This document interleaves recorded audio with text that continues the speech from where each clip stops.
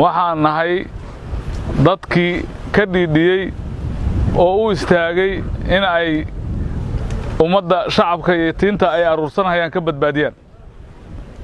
annaguna waxaan nahay guddi saraakiil oo gurmadkooda wata guddigaas oo uu madax u yahay guddoomiye ka yahay Warsamo Diirshe anna aan guddoomiye ku-xigeen ka ahay waxaan u nimid Cado Kibir inaan garabkiina istaagno wey wax allaala wixii aan awoodno oo karaankayga inaan kala qayb qaadanno wey waxaan in leeyahay waaba u taagantihiin waana u diyaarsantihiin ka faa'iideysta idinkuna ninna sharaf ku heli maayo hadalna waxba tari maayo waxba nooma tarahayo hadal inta ay nimanku meelahan agteena weli ay dhuuntaagayaan hadalba nooma eka hadalku wuxuu noo qurxoon yahay markii deegaankayga nimanka aan ka saarno markaasuu hadalku dhihis noo leeyahay hadda meelihii aan joognay aan weli joognaa markaa nimanka waxaan si fiican ugu hadli doonnaa markaa nimanka meesha aan aagga ka saarno oo ay banneeyaan waana og yihiin ayaga laftoodu in aysan markaan wixii ka dambeeya aysan cirku luli doonin way og yihiin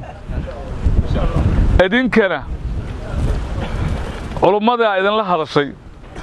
nimankan waxay yihiinna waa laydin sheegay waqtina agagaarkiina waa ku qaateen oo waa barateen oo inaysan culummadu idinkaga been sheegayn waa aragtaan diin kuma dhowrsadaan diinna kuma shaqeeyaan markaan kori hoos u fiirinay waa kuwii khulafaa raashidiintii qaar ka mida dilay wey oo lahay ilaahay inaan ugu dhawaadna markii la soo qabtay war maxaa u dishay ilaahay inaan ugu dhawaadaan rabay ninkii khulafaa raashidiintii rasuulku ka ballamay inta dilay yiri ilaahay inaan ugu dhawaadaan rabay waa diin habaabay ee diin ma hayn ayaguna waa sidoo kale waxay uga duwan yihiin lama arko naftiinna iyo maalkiinna ay duulaan ku yihiin iyo weliba karaamadiinna iyo sharaftiinna ay duulaan ku yihiin laba isu keen garab taalla marka idinkoo ihaanaysan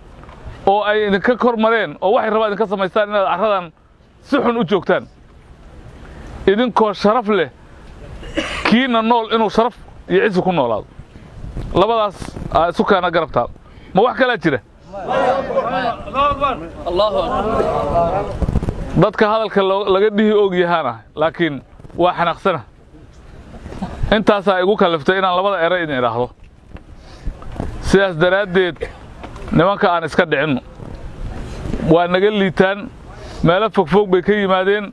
maanta waxaa taqaaniin meeshay joogaan iyo meeshay ku sugan yihiin iyo meeshay ku gambanayaan iyo geedkii harsanaya intaba waa taqaaniin wax kale idinma lahayo waxaan leeyahay nimanka waddo kasta u fariista meel allaala meeshaad ku aragtaanna ku dila kii isi soo dhiibana badbaadiya waa ummad Soomaaliyeed qabta oo badbaadiya kii aan is dhiibin ee dagaalamana dila ninkii dagaalamaya asxaan ha u samaynina